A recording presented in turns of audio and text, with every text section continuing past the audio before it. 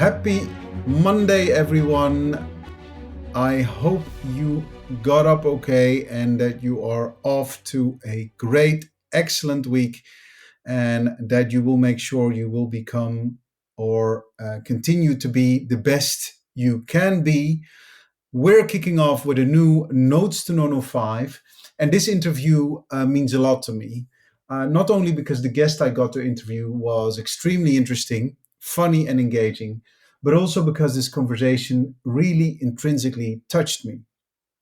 To me, this interview with Dr. Marc Brackett was such an aha moment, such an absolute confirmation that I was doing the right thing, that it got me into a flow, literally into a flow from interview to interview, but also to continue this quest of me podcasting with this interview series. And that to this day, I am still very, very grateful for.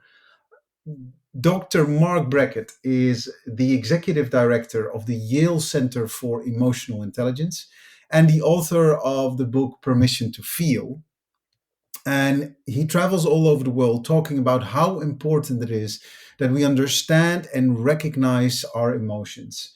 Dr. Brackett has made it his life's mission to help others truly understand what they feel. I had the great honor of talking to him in episode 26 of season 2. So you can listen there to the full interview. And if you don't want to listen to me yabbling, I can also highly recommend an interview that Marc did with the one and only Brene Brown for her podcast, Unlocking Us. That interview also changed the way I thought about certain things, how I thought about emotions. And I think it's really eye-opening, and the interview is beautifully produced and edited, and with a great interviewer and a great guest.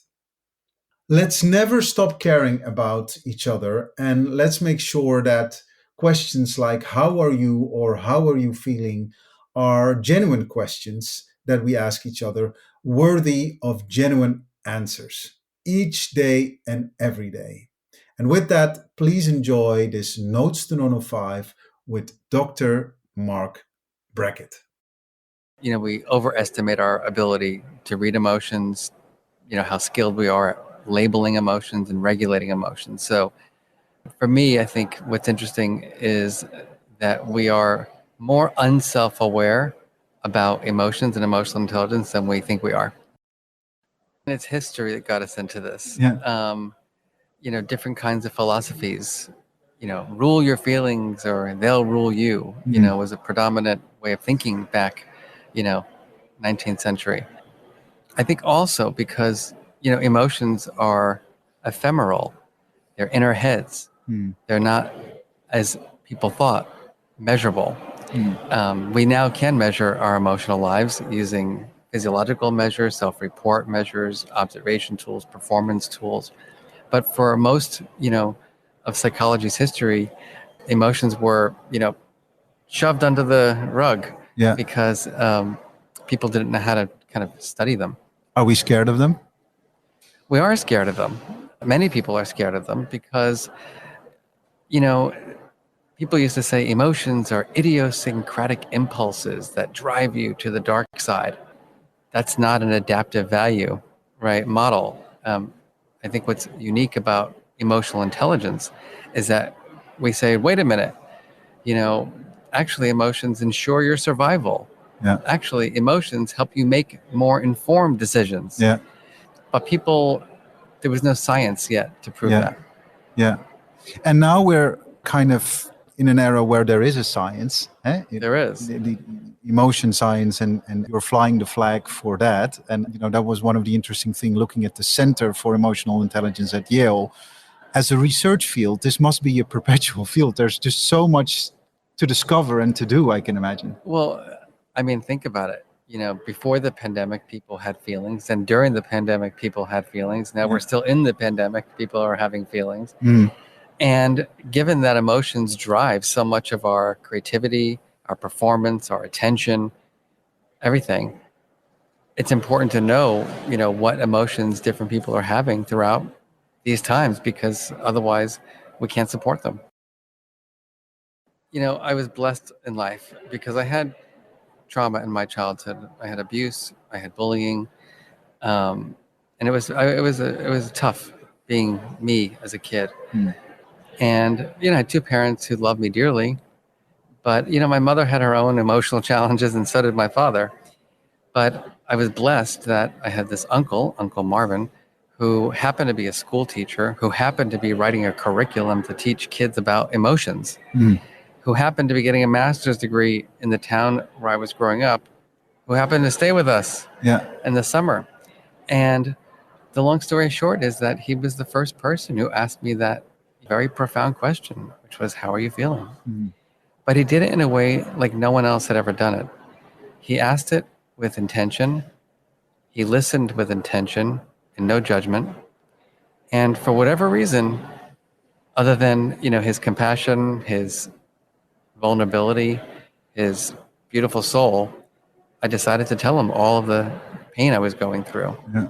And when I shared what was happening, he didn't say, get over it, or, toughen up, or don't tell me these things, I can't handle it. Parents and teachers need to be trained in child development. You can't have an expectation, right? Like you don't, because you're a smart guy, that your child is going to understand their behavior at 2 years old. So the question is, how do you coach your child when they're 2 years old to have their feelings but not throw things? And so that's the hard work. And by the way, when your kid is 18 years old and they come home and having had too many alcoholic beverages and they start yelling at you, you'll need more strategies then. No, definitely. There's so much more to come. It's endless. I believe it's a human right for children to get an emotion education, because we spend so much time helping children develop frameworks and lexicons for things like general literacy, or whatever subject area they're fascinated by, whether it be a science class or a math class. You learn terms like addition, subtraction, fractions, geometry, but we don't provide children with access to language to describe their inner experiences. And so imagine what it's like to go through life without being able to articulate what you're feeling. We know what happens: drugs, alcohol, abuse, because your feelings have to go somewhere. And if you can't communicate them, and if you can't get your needs met, it's a tough life. I'm on a mission to make sure that everybody has an Uncle Marvin. And what I find in education is that only about a third of our nation's youth believe they have an adult who really, really cares about them. Especially in school. And so that's heartbreaking to me, because my Uncle Marvin changed the entire trajectory of my life. Right? There is a way to process. Just, make emotions a critical part, of your relationships. And then, we certainly have made the time to scroll through our freaking phones for 2 hours a day. Definitely. We've made the time to just stare at Netflix and other television shows for hours and hours. Why not make the time to connect emotionally?